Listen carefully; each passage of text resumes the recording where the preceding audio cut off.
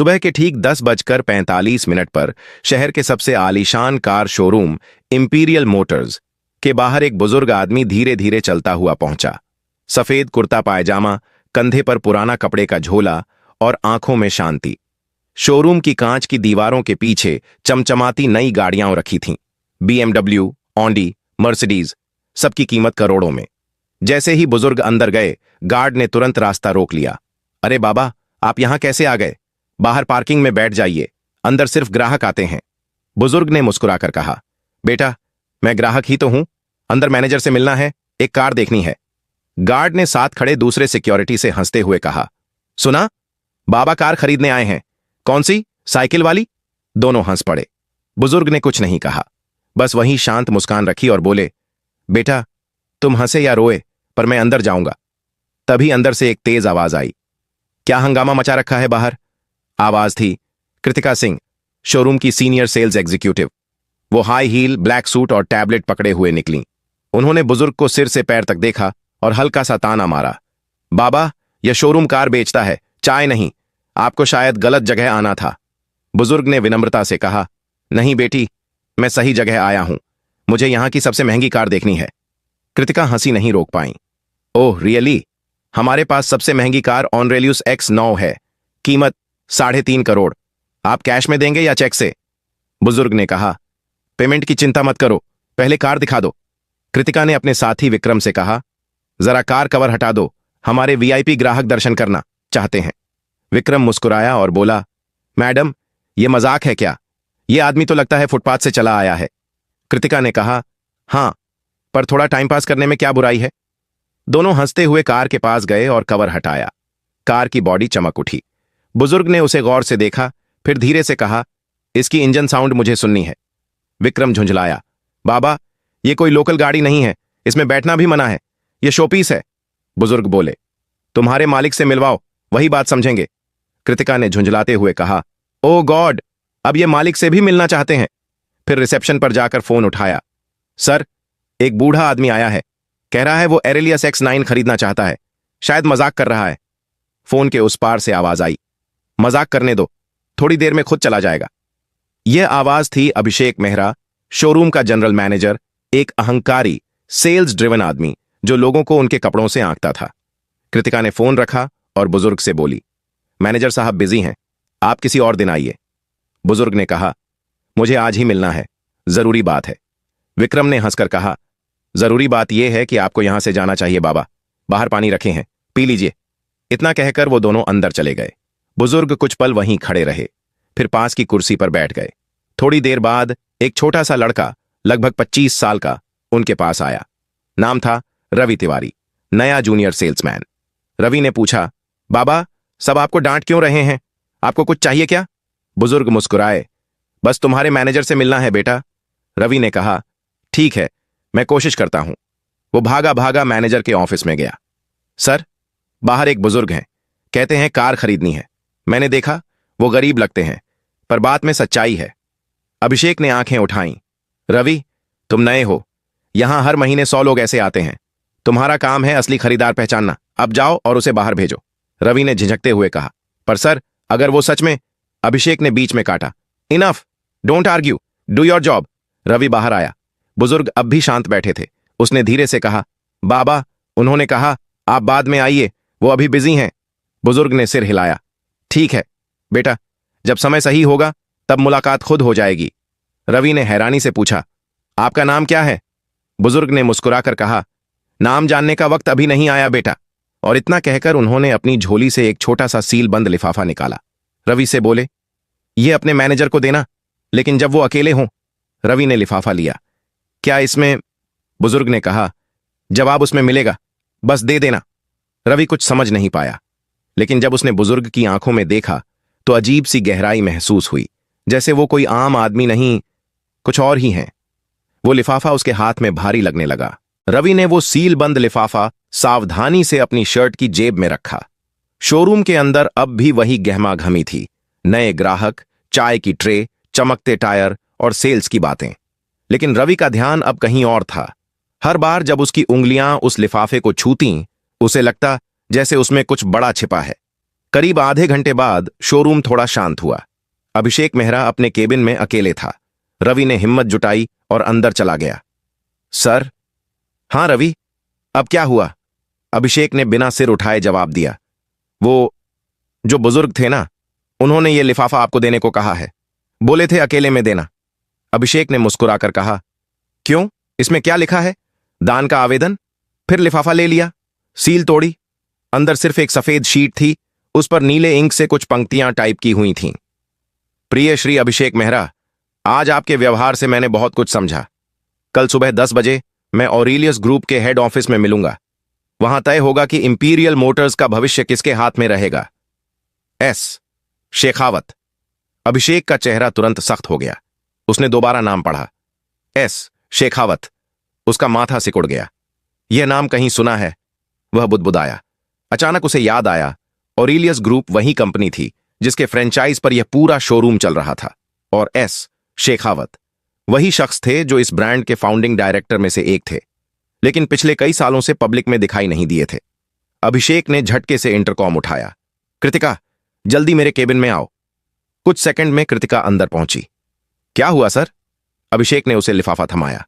पढ़ो यह। पता है, ये वही बुजुर्ग थे जो सुबह आए थे, और यह नाम शेखावत। क्या तुम समझती हो इसका मतलब?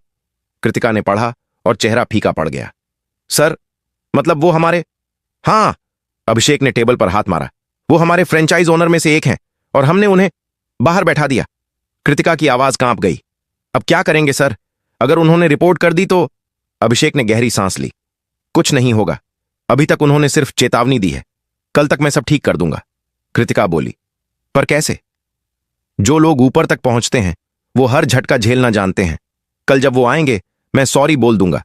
थोड़ा इमोशनल ड्रामा, थोड़ा फ्लैटरिंग, सब ठीक हो जाएगा। कृतिका ने सिर हिलाया। लेकिन सर, अगर उन्होंने सीधा कॉर्पोरेट टीम को बोल दिया तो? अभिषेक ने मुस्कुराया। तब भी मेरे पास एक प्लान है। उनके उम्र दराज होने का फायदा उठाया जा सकता है। अगर उन्होंने कोई क्लेम किया तो मैं कह दूंगा कि कोई फेक आदमी उनका नाम इस्तेमाल कर रहा था। पुरानी ट्रिक है, काम करेगी। कृतिका चुप हो गई। वो जानती थी सर का कॉन्फिडेंस कई बार अहंकार की हद पार कर जाता है। इसी बीच रवि बाहर खड़ा सब सुन रहा था। वो अंदर नहीं गया, पर दरवाजे की ओट में हर शब्द उसके कानों में पड़ा। उसे अंदर से गुस्सा आया। उसने सोचा, इन लोगों ने कल भी गलती की थी और आज भी झूठ से ढकने की कोशिश कर रहे हैं। रात को रवि घर नहीं गया। वो शोरूम के पीछे वाले छोटे ऑफिस में ही रुका। कंप्यूटर पर बैठकर उसने ऑरेलियस ग्रुप की वेबसाइट खोली। फिर contact board of directors section में जाकर एक ईमेल लिखा। Subject, important about mister S Shekhawat के इंपीरियल मोटर्स में आने का अनुरोध। प्रिय सर, आज एक बुजुर्ग व्यक्ति आए थे जो खुद को श्री शेखावत बताते हैं। स्टाफ ने उनके साथ अनुचित व्यवहार किया। उन्हें शोरूम से लगभग बाहर निकाल दिया गया। मैं यह मेल इसलिए लिख रहा हूं ताकि सच आपके सामने पहुंचे। Ravi Tiwari, junior sales executive. उसने मेल भेज दी। दिल धड़क रहा था, पर आत्मा हल्की लग रही थी। अगली सुबह 10 बजे शोरूम के गेट पर वही बुजुर्ग फिर आए, पर इस बार अकेले नहीं थे। 4 गाड़ियां पीछे पीछे रुकीं। काले सूट पहने कुछ अधिकारी उतरे। गार्ड सन्न रह गया। कृतिका और विक्रम के चेहरे से रंग उड़ गया, और अभिषेक मेहरा, जिसकी मुस्कान कल तक इतनी तेज थी, अब उसके होंठ सूख गए थे। बुजुर्ग सीधे अंदर आए और बोले, श्री अभिषेक मेहरा कहाँ हैं? उनकी आवाज में अब कोई नरमी नहीं थी। वो आवाज आदेश थी। पूरा शोरूम खामोश था। कांच की दीवारों में सिर्फ उनके कदमों की आवाज गूंज रही थी। अभिषेक धीरे धीरे अपने केबिन से निकला, चेहरे पर बनावटी मुस्कान चिपकाए हुए। नमस्ते सर, उसने जल्दी से हाथ जोड़ते हुए कहा। कल जो हुआ वो एक गलतफहमी थी सर, स्टाफ को। बस, शेखावत ने हाथ उठाकर रोक दिया। उनकी आंखों में सीधी ठंडक थी। गलती सिर्फ स्टाफ की नहीं थी मेहरा साहब, गलती आपके चरित्र की थी। अभिषेक सकपका गया। सर, मैं कसम खाकर कहता हूं, कसमें बाद में खाना। शेखावत की आवाज और गहरी हो गई। पहले यह बताइए, जब कोई आदमी साधारण कपड़ों में आता है तो आप उसे ग्राहक नहीं मानते?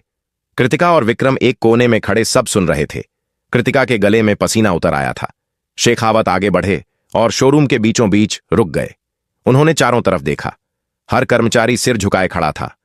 यह वही शोरूम है जिसे मैंने 20 साल पहले शुरू किया था, उन्होंने कहा। तब यहां सिर्फ 2 गाड़ियां थीं और 5 लोग।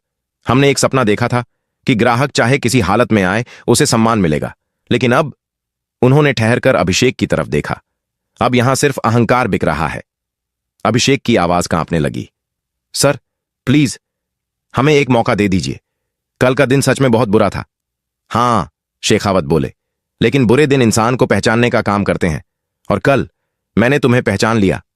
इसी बीच उनके साथ आए अधिकारी ने फाइल टेबल पर रखी। उसने कहा, सर हमने कल की पूरी सीसीटीवी फुटेज देखी है, सब कुछ रिकॉर्ड में है। अभिषेक के चेहरे का रंग उड़ गया। कृतिका की सांस अटक गई। शेखावत बोले, मैंने वीडियो देखा है, तुम लोग हंस रहे थे, ताने मार रहे थे, और एक बुजुर्ग ग्राहक को बैठने तक नहीं दिया गया। क्या यह है तुम्हारा ब्रांड वैल्यू? अभिषेक ने सिर झुका लिया। सर मैं मानता हूं मुझसे गलती हुई, मैं नहीं। शेखावत ने बीच में काटा, अब गलती मानने का वक्त नहीं, अब जवाब देने का वक्त है। उन्होंने पीछे खड़े रवि की ओर इशारा किया। आओ बेटा। रवि चौंका, धीरे धीरे आगे बढ़ा। शेखावत ने मुस्कुराकर कहा, यही है वो लड़का जिसने मुझे झूठ से नहीं, सच से मिलवाया, जिसने मेरी बेइज्जती छिपाने की कोशिश नहीं की, बल्कि मुझे सच्चाई बताई। पूरा स्टाफ स्तब्ध था।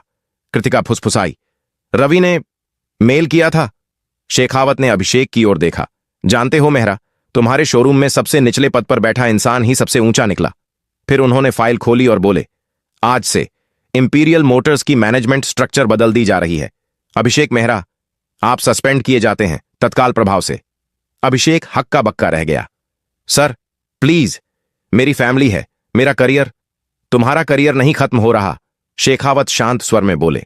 बस अब तुम्हें असली काम समझना होगा। अब तुम अगले 6 महीने सर्विस सेक्शन में काम करोगे, गाड़ियों की धूल साफ करोगे, ग्राहकों की चाय लाओगे, और सीखोगे कि असली इज्जत क्या होती है। शोरूम में सन्नाटा फैल गया। कृतिका की आंखों में आंसू थे। शेखावत ने उसकी तरफ देखा। और तुम मिस कृतिका, तुम्हें एक और मौका दिया जा रहा है, लेकिन याद रखना, अगर अगली बार किसी ग्राहक को उसके कपड़ों से आंका गया तो तुम बाहर होगी। कृतिका ने सिर झुकाकर कहा, सॉरी सर, मैं समझ गई हूं। फिर शेखावत ने रवि की तरफ रुख किया। रवि, तुमने सच की कीमत चुकाई नहीं, बल्कि कमाई है। आज से तुम इस शोरूम के असिस्टेंट मैनेजर हो। रवि की आंखें फैल गईं। साहब, मैं तो नया हूं। हां, शेखावत मुस्कुराए, लेकिन तुम्हारे पास वो है जो यहां किसी के पास नहीं, इंसानियत। कृतिका ने धीरे से कहा, रवि, तुमने जो किया वो कोई नहीं कर पाता। रवि ने जवाब दिया, मैंने बस वही किया जो सही लगा। शेखावत ने आखिरी बार अभिषेक की ओर देखा। याद रखो मेहरा, ब्रांड की असली कीमत कारों में नहीं होती, बल्कि उन हाथों में होती है जो उन्हें सम्मान से छूते हैं। उन्होंने अपनी छड़ी उठाई और दरवाजे की ओर बढ़ गए। हर कदम की आवाज शोरूम की फर्श पर गूंज रही थी, मानो हर गूंज कह रही हो, इंसानियत की गाड़ी सबसे आगे चलती है। 3 हफ्ते बीत चुके थे। शोरूम का माहौल अब पहले जैसा नहीं था। हर कोई थोड़ा ज्यादा विनम्र, थोड़ा ज्यादा सतर्क हो गया था। इंपीरियल मोटर्स का बोर्ड अब और भी चमकने लगा था, पर अब उसकी चमक सिर्फ कारों से नहीं, बल्कि रवि की ईमानदारी से थी। रवि अब असिस्टेंट मैनेजर था। कर्मचारी उसे सर कहने लगे थे, लेकिन वो हमेशा मुस्कुराकर कहता, अरे सर मत बोलो, रवि ही ठीक है। वो हर सुबह सबसे पहले आता, शोरूम की लाइट्स ऑन करता और वहीं पुरानी जगह पर 5 मिनट खड़ा रहता जहां शेखावत साहब बैठे थे। उसके लिए वो जगह अब किसी मंदिर से कम नहीं थी। एक दिन कृतिका आई और बोली, रवि, आज तुम्हें ऑरेलियस हेड ऑफिस से बुलावा आया है। रवि थोड़ा चौंका। मुझे? किस लिए? कह नहीं सकते, कृतिका बोली। बस उन्होंने कहा है कि मिस्टर शेखावत खुद मिलना चाहते हैं। कांच की ऊंची बिल्डिंग, जहां हर दरवाजा अपने आप खुलता था। रवि ने कभी इतना बड़ा ऑफिस नहीं देखा था। रिसेप्शनिस्ट ने कहा, मिस्टर रवि तिवारी, सर आपका इंतजार कर रहे हैं। वो अंदर गया। शेखावत साहब वहीं थे, सफेद कुर्ते में, लेकिन अब उनके सामने एक मोटी फाइल थी और कई चार्ट्स। आओ रवि, उन्होंने कहा। कैसे हो? जी सर, अच्छा हूं, सब ठीक चल रहा है। पता है, शेखावत ने मुस्कुराकर कहा, मुझे हर हफ्ते रिपोर्ट मिलती है और तुम्हारे नाम के आगे हमेशा एक ही शब्द लिखा होता है, सच्चाई। रवि झेंप गया। सर, मैं बस अपना काम कर रहा हूं। शेखावत ने कुर्सी से टेक लगाई। रवि, तुम्हें एक बात बतानी है। मैंने फैसला किया है कि अब मैं धीरे धीरे रिटायर हो जाऊंगा। रवि चौंका। क्या? पर सर, बिना आपके तो। शेखावत ने मुस्कुराकर कहा, हर इंजन को एक दिन रुकना होता है बेटा, लेकिन जरूरी है कि गाड़ी चलते रहे। उन्होंने फाइल उसकी ओर बढ़ाई। ये मेरे ट्रस्ट की फाइल है, ऑनरेलियस फाउंडेशन। मैं चाहता हूं तुम इसमें डायरेक्टर इंचार्ज के तौर पर काम शुरू करो। रवि के होंठ सूख गए। सर, लेकिन मैं तो एक सेल्समैन था। शेखावत ने कहा। अब तुम एक मिसाल हो और कंपनी को मिसालें चाहिए, सिर्फ मैनेजर नहीं। रवि की आंखें नम हो गईं। उसने बस इतना कहा, मैं वादा करता हूं सर, कभी झूठ के आगे नहीं झुकूंगा। शेखावत ने सिर हिलाया। मुझे पता है, इसलिए तो तुम चुने गए हो। अभिषेक अब सर्विस सेक्शन में था। ग्राहकों की गाड़ियों पर डस्टर चला रहा था। कभी कभी दूसरे स्टाफ उसकी तरफ देखकर मुस्कुराते, पर वो अब कुछ नहीं कहता था। वो चुपचाप काम करता, हर गलती को सुधारने की कोशिश करता। एक दिन रवि सर्विस एरिया में गया। अभिषेक सर। अभिषेक चौंका। किसी ने हफ्तों बाद उसे सर कहा था।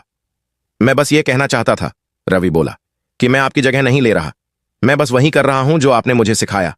काम में लगन रखो। अभिषेक ने उसकी तरफ देखा। आंखों में हल्की नमी थी। रवि, उस दिन अगर तुम सच न बोलते तो मैं कभी अपनी गलती नहीं देख पाता। तुमने मुझे गिराया नहीं, जगाया है। रवि मुस्कुराया। फिर तो हम दोनों ने कुछ सीखा। अभिषेक बोला, हां, एक बात जरूर सीखी, कपड़े नहीं, किरदार पहचानो। दोनों ने हाथ मिलाया। कृतिका पास खड़ी थी। उसकी आंखों में भी एक सुकून था। रात को रवि जब बाहर निकला तो पार्किंग में एक कार खड़ी थी, काली, पुरानी लेकिन चमकदार। वो वही कार थी जिसमें शेखावत साहब उस दिन पहली बार आए थे। उसके बोनट पर एक छोटा सा लिफाफा रखा था। रवि ने उठाया।